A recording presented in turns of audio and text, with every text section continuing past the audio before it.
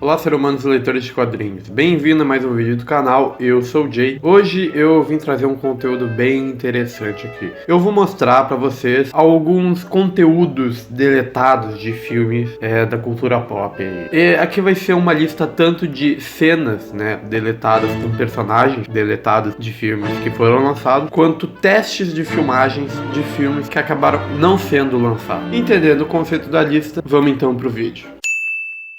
A tentativa de adaptar o quadrinho Watchmen do Alan Moore surgiu lá para os anos 90, embora na palavra de muitos a obra fosse considerada inadaptável. Porém, em 2002 a Warner começou a se mexer para que a adaptação fosse para frente, e o filme passou até pelo Darren Aronofsky, que desistiu porque estava se concentrando em A Fonte da Vida. Porém, o primeiro diretor a ser escalado é o roteirista de X-Men 2, David Hayter, um fã incondicional de quadrinhos que também foi o roteirista do filme. David acabou saindo em pouco tempo, porém ele fez um teste de filmagem em cima da cena que o Rorschach dá a notícia de morte do comediante para o Homem-Coruja. Essa cena foi revelada ano passado e gravada no ano de 2013, e já dava para ter uma olhada no que o filme seria nas mãos do David. Rorschach seria interpretado pelo Ray Stevenson e o Homem-Coruja pelo Ian Glenn. Fique com um pedaço do teste que já mostra como o filme teria ficado melhor sem os filtros forçados do Snyder.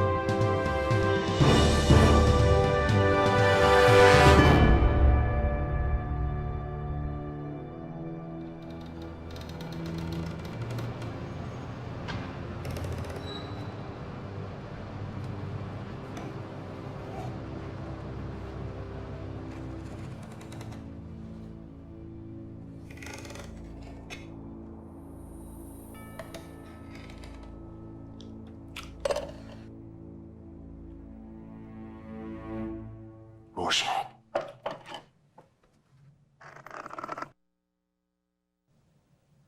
Hello, Daniel. I helped myself to some beans. I hope you don't mind. No, of course not.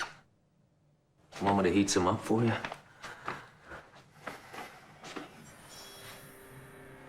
No need. Well, how you been keeping? Out of prison. So far. Take a look at this. This little stain. Is that bean juice? That's right. Human being juice. The badge belonged to the comedian. He's dead. What? The comedian? First you heard about it. Well, I haven't kept in touch with anyone since I retired. Listen, it was probably just a burglary. An ordinary burglar. Killed a comedian. That's ridiculous. I guess it doesn't seem too likely. Maybe it was a political killing. Maybe. Or maybe someone's killing off former masked heroes. Don't think that's a little paranoid?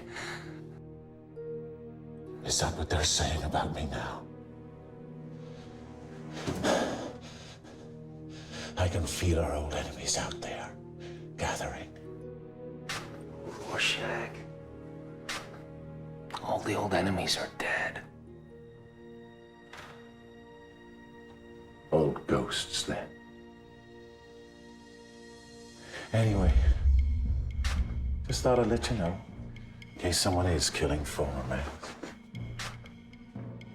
Thanks. At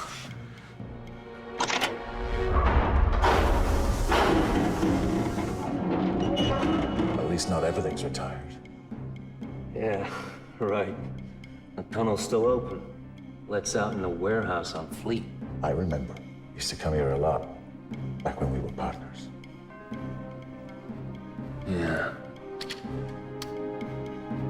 those were great times, Rorschach. Whatever happened to them? You quit.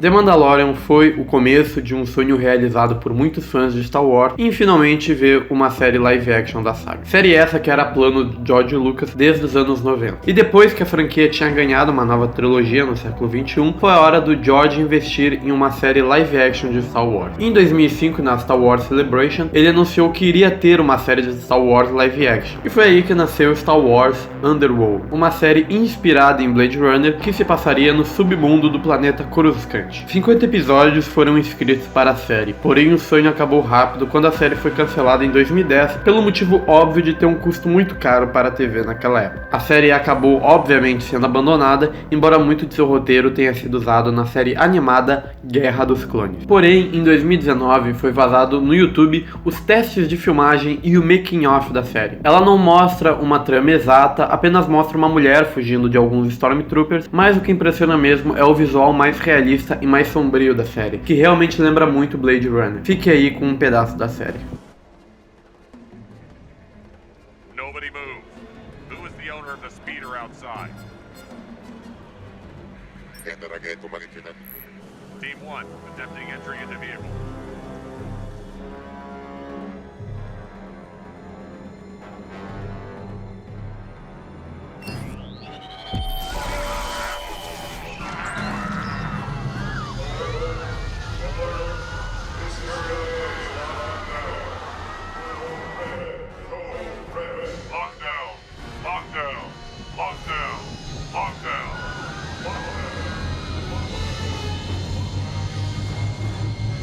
Hands where I can see them.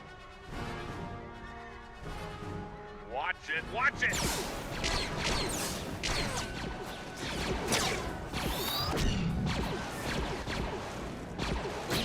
Team 2, taking fire!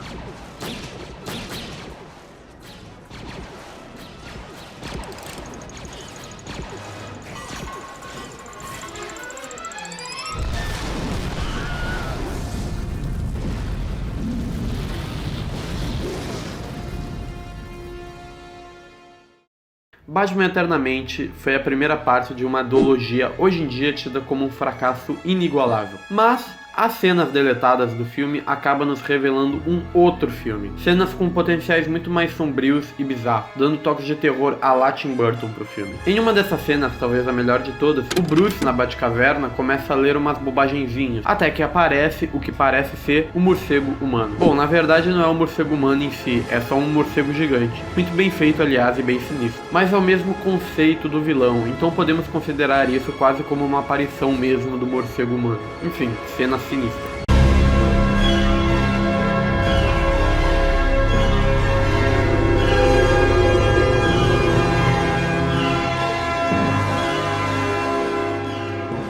Era difícil imaginar, mas realmente estamos próximos como nunca do filme do Morbius, vilão que até 5 anos atrás era só promessa nos filmes do Homem-Aranha, e agora ele vai surgir com um filme solo. Quem imaginaria, não é mesmo? O Morbius, porém, já fez uma ponta extremamente curta e quase subliminar do primeiro filme do Blade. Na verdade, foi uma cena deletada do final, onde o Blade vê o Morbius em cima de um prédio, olhando para ele, fazendo um gancho aí pro segundo filme. Quer dizer, para uma aparição, né? Uma suposta aparição do Morbius no segundo filme. Porém, é um Morbius todo encapuzado. Não tinham escolhido o ator ainda, então é um cara todo capado, mas que é o Morbius. Era para ele ser o vilão do segundo filme, mas não rolou. Tanto que explica o fato dessa cena ter sido deletada. Todo mundo logicamente conhece o filme Tubarão. Ele é um dos maiores clássicos do cinema, e talvez a morte mais impactante, a mais marcante do filme, seja a do Alex Kintner, que é a segunda vítima. Essa cena é muito boa e o ataque do tubarão é bem chocante, ainda mais pela mixagem de som. Mas existe uma cena alternativa dessa morte, praticamente um corte que é da cabeça do tubarão. Era planejado que essa cena teria a cabeça do tubarão saído da água e matando o Alex, como é mostrado nessa foto aqui. Essa foto que acabou vazando de alguma forma em algum lugar. Essa cena acabou não indo pro filme por ser considerado muito ousada e muito pesada. Existe parte da filmagem original dessa cena, mas que infelizmente nunca verá a luz do dia.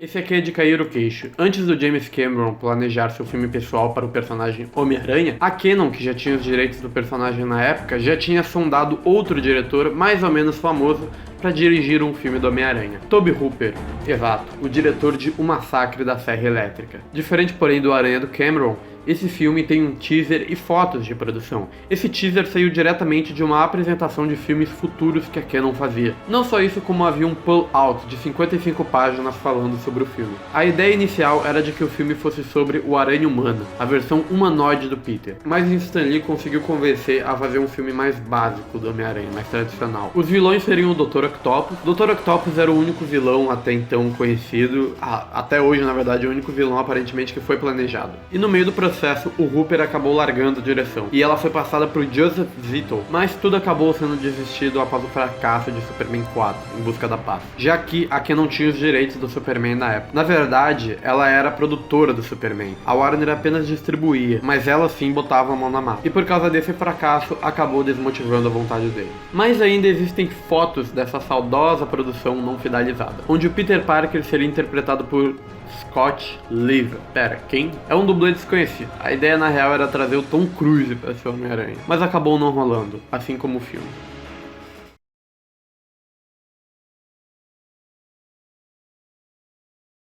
O Incrível Hulk talvez seja o filme mais apagado da Marvel até hoje, um filme que a maioria das pessoas não lembra, que fica ali só preenchendo um espaço. Porém, nessa época, como a Marvel é super espertinha e ela gosta de botar as referências para os filmes futuros, porque ela é desse jeito, ela é foda, há uma cena deletada desse filme onde o Bruce Banner vai tentar se matar. E o plano dele é básico, ele vai atirar nele. Só que acaba dando merda, ele se transforma no Hulk, não consegue se matar, e ele acaba quebrando a grande camada de gelo que tem ali. E nisso que ele quebra, acaba vindo muito gelo na tela. O chão vem se quebrando aos poucos. Porém, em um olhar muito de águia, muito de águia, você consegue ver nada mais, nada menos que o Capitão América congelado. Isso aí era de explodir a cabeça na época. Mas puta merda, você tem que ter o olho de águia nessa cena. O Capitão América aparece aqui. A silhueta dele é congelado, logicamente. Enfim, uma aparição com certeza muito foda.